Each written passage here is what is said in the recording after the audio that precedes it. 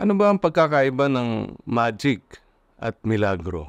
Magandang maintindihan natin ang pagkakaiba ng dalawang salita na yan para natin lalong mapalalim ang pagkakaintindi natin sa Ebanghelyo natin ngayong linggo. Yan ay walang iba kundi ang transfiguration ng ating Panginoong Hesukristo.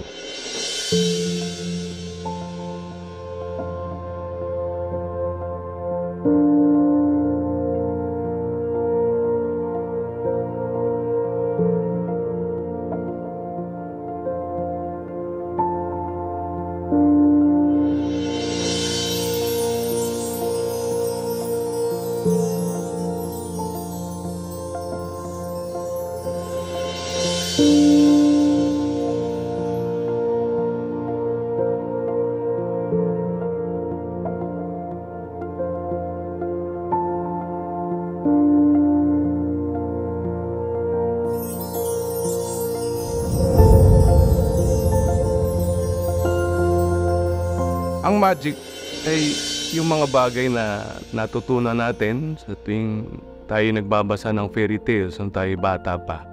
Halimbawa, yung kwento ni Aladdin na nakakita ng isang lamp na luma.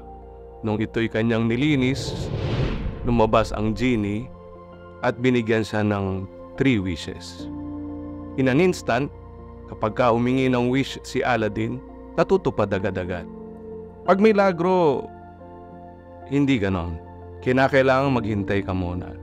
Miracles take time. It doesn't happen in an instant. Ganon ang nangyari sa Transfiguration. Isa itong milagro.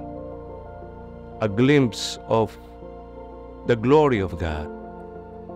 Pero dahil naging masyadong mainipin sina Pedro, they got so excited about it when they saw our Lord transfigured before them.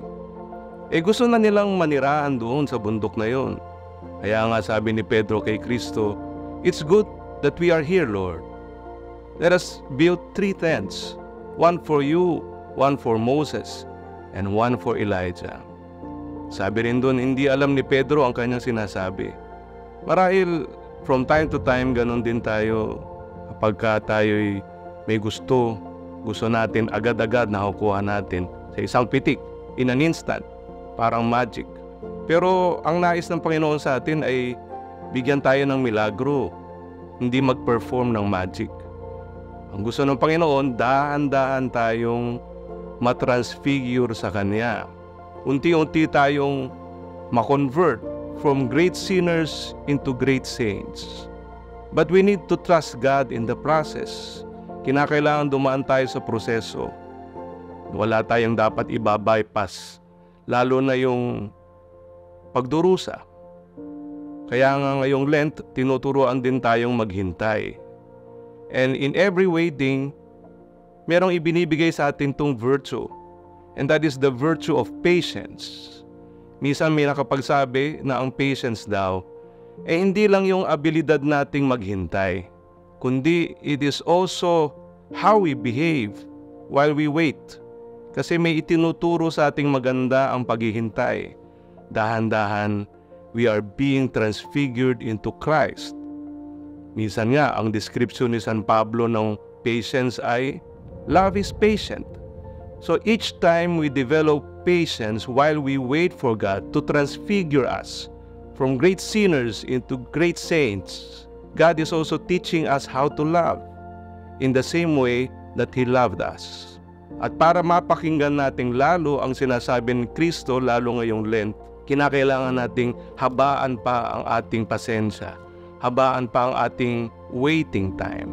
Minsan may naggawa ng survey na ngayon daw sa mundo natin, paigsi na ng paigsi ang ating attention span or waiting time. To the point na naging 8.25 seconds na lang.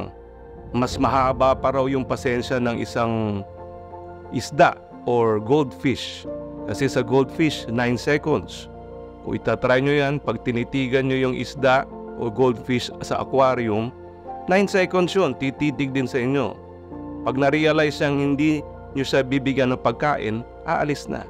Tayong mga tao, wala pang 9 seconds. Mawawala na ang atensyon natin sa isang taong hindi nagbigay ng interes sa atin. How much more if we communicate to God?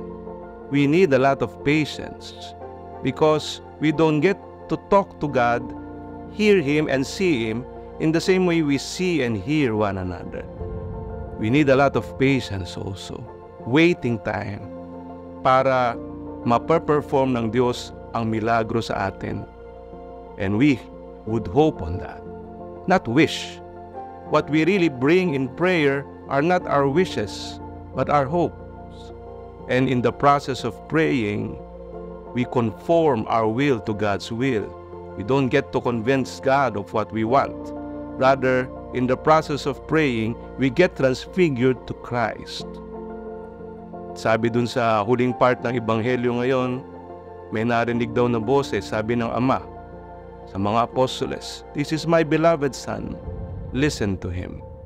In order for us to also be transfigured to Christ, we must know how to listen attentively and patiently.